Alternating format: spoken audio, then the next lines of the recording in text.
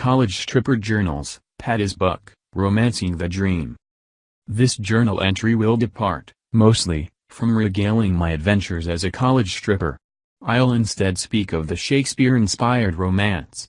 Specifically, a couple assuming the mantle of drama's icons. Exposing oneself to the arts will educate the mind, but the baser natures soon assert.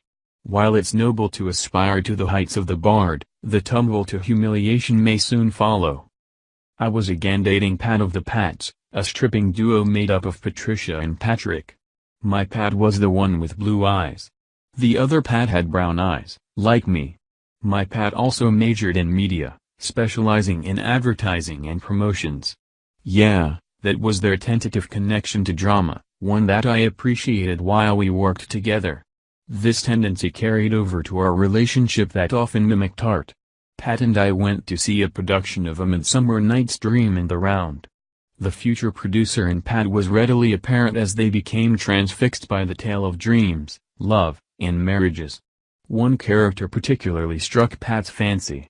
While I imagine myself the trickster, I was trumped by Pat when they decided that they were an incarnation of Puck, the mischievous fairy also known as Robin Goodfellow.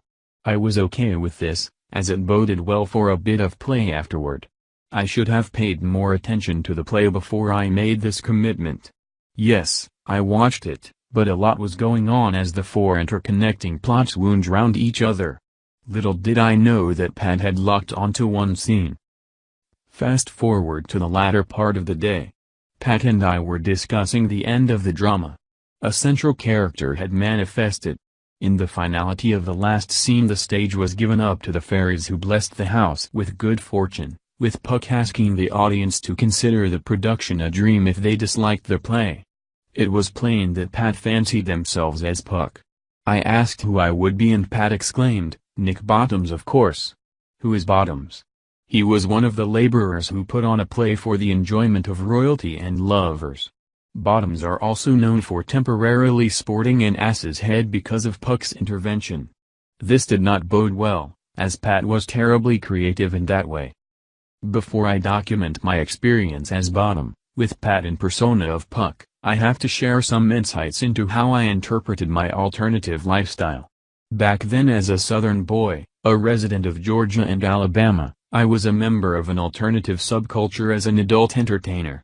Even now I can identify with a skill chart I found that stated, skills in the areas of dance, acting, and sexual performance.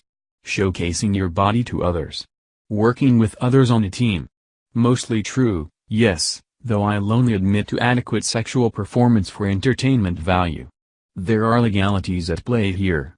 It was in the spirit of the alternative that I become Bottom and Pat became Buck. I'll never know where Pat found the wearable ass head. Pat's outfit, shades of Peter Pan, came from the somewhere back in their outfit closet.